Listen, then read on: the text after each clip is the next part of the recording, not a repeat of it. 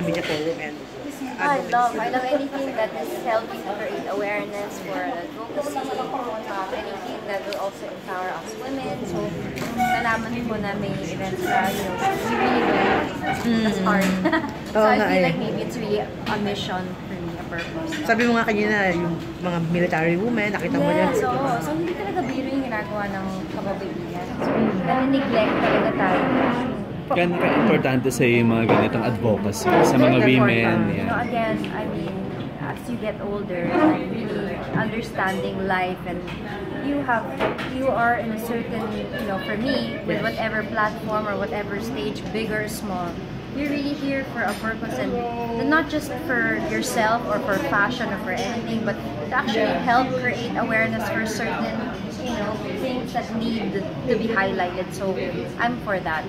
Mas marami nag-aabang yung may gagawin bang serye? May pelikula ba? No, not yet, but I have a movie, but I'm not sure kung dito siya papalabas, but it'll be for end of the year. An international movie? Yes. Wow, how does it feel doing an international movie? Overwhelming, syempre, nakakapagod. Nakakapagod kasi iba rin yung hinihingi na lang requirements, fitness, and your overall. But it was it feels really good to be part of something. Ano siya, Marcia? Was love story ba siya? It's actually an action. Wow. Wow. Iba siya. Iba siya. Medyo nagulat din ako sa sarili ko. But, again, you only live once. Okay. Try new things from time to time. That's good, no? Kasi karamihan ng mga babae ngayon gumagawa ng action. Yes. Ikaw, sila. Basta. How do you prepare for that? I'm sorry? How do you prepare for that? Because of that, I started to be very healthier, and I would exercise more. So, yun. So, every day na talaga, hindi ko na dito. Every day, I wake up at 4:15, 4:30 to work out. Mars, naging gusto na sila karoon ng parang nag-meet yung sport beef. Yes. Natawa ka ba doon? Masaya lang naman. Masaya mabuhay, di ba? Okay. Might just make fun of the situation. And, I didn't really go to the grocery like that, pero you get naman what I was trying to do. I just dress for yourself, feel good, and have a lot of positivity. Madaming problema ang mundo. Magpakasaya na lang tayo. Kamusta na si Cheese right now? How is he right now? Okay naman siya. Very good. Very good. Busy ba masyado sa... Palagi naman yung busy. But okay kami. So, very happy. Mars, may sisingit ang baby tayo? I'm sorry? Baby, wala pang singit.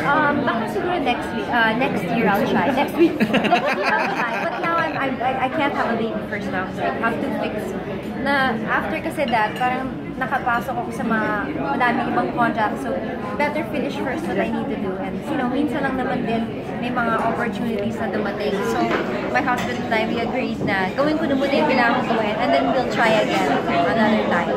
Sa Happy for Chocolate, nag-uusapan nyo kanina na Yes, yeah. Nakatrabaho mo siya dati sa ABS? Anong reaction ba ba when you heard about the issue? Nagkasama pa kami dati sa Sydney. So, nagka-bonding din kami. It was very sad. That's why this is really important. Naunahin natin yung health natin. Kasi hindi biro. I mean, we're all just passing. Pero since gano'n na nga ang story, make the most out of life and be healthy. We have more time with our loved ones. Ano yung fondest memory mo with Chocolate? Lagi naman. Parang every moment with Chocolate was really nice. Sobrang bait talaga niya. Napaka-good energy siya to be with around. So, did you watch the video before? I couldn't. Yun nga Pero din pinanood ko ng konti, pero hindi ko na kaya. Mars, kayo nagkasama? Anong show? Sorry. Meron kami nag-tour kami sa Sydney, Australia. Okay. Tour kami, taga namin din nagsama doon. Tapos, a series of shows. Okay. So doon kami na. Tapos naghuli, nakita ko siya pa last year. Nung guesting ako kay Miss Regina. Okay. Maraming salamat sa iyo. Thank you, Mars. Nice to see you again. Thank you so much.